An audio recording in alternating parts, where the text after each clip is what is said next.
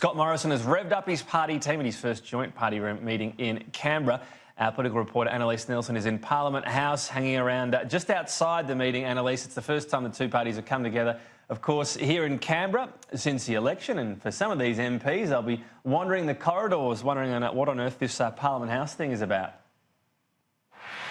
Well, we all know that feeling, but they have come, and a pretty good time for the Liberal Party. There was definitely a lot of revving up of the troops we saw this morning. Scott Morrison took time to name each of the new MPs being welcomed to Parliament, and it is noticeable that quite a few women in the ranks. They've said this is a record number of women for the Liberal Party, in particular in Cabinet, and so that was the big push this morning. But we heard Scott Morrison talk about what he wants to achieve in government beyond just celebrating their election win. He was talking about what their focus needs to be, especially after many said that they couldn't do it.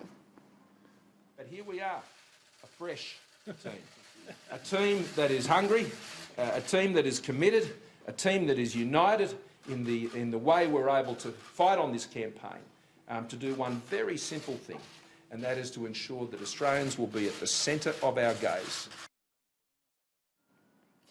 Now, Tom, we did hear a few MPs as they were coming into Parliament this morning saying they were looking forward to re-electing Scott Morrison. We did confirm with his office that's not necessary any longer. That's part of the old rules. They brought in the new rules to make it harder to topple a leader. That includes the fact that if you were the Prime Minister during an election, when you get voted in, you don't need the party room to endorse you in the first meeting. So today was more of a get-together to celebrate, to get everyone on the new team together for the first time, although we are still a few weeks off the first sitting weeks. This was the first time they've met since the ministry was announced as well, so there was some discussion of the priorities there. Yeah, and we'll get people sworn in, of course, during this week as well. For the Nationals, well, there is already some tension creeping in over the changes made, Annalise. Some saying they don't believe Michael McCormack basically bargained hard enough with Scott Morrison over this.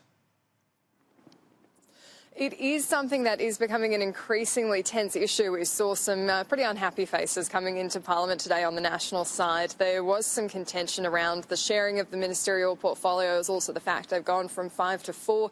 Now, they've said that that is part of the proportional representation of the new look the new look coalition in Parliament, that it is divided up fairly, but there has been some noses out of joint in the Nationals. In particular, Barnaby Joyce finding out he was dropped as drought envoy off of Twitter was something that he wasn't too happy about at the time. We asked a few Nationals coming in this morning about how they felt about how the portfolios had been divvied up, and they were saying that is how it goes. Well, there's always people who are winners and losers, and I'm sure for each of them there's disappointment and joy for others. So anyway, it's a decision for the leader. Good. A little bit chilly. How does it feel to be back? Yeah, it's great to be back, yes. Looking forward to a busy time ahead. How do the Nats feel 5 positions to 4 in the cabinet? Are you look, I'm not commenting on that, sorry. Is there any bitterness in the cabinet about the cabinet reshuffle? Another source of contention appears to be the fact that Bridget McKenzie took agriculture off of David Littleproud. He was given a number of ministerial responsibilities for quite significant things within the Nationals portfolio, including drought off of Barnaby Joyce. And so they've said there's no hard feelings, but it does seem like it would have been a bit of a tense meeting this morning with the Nationals. Not quite the same ambience as we would have seen from the Liberals.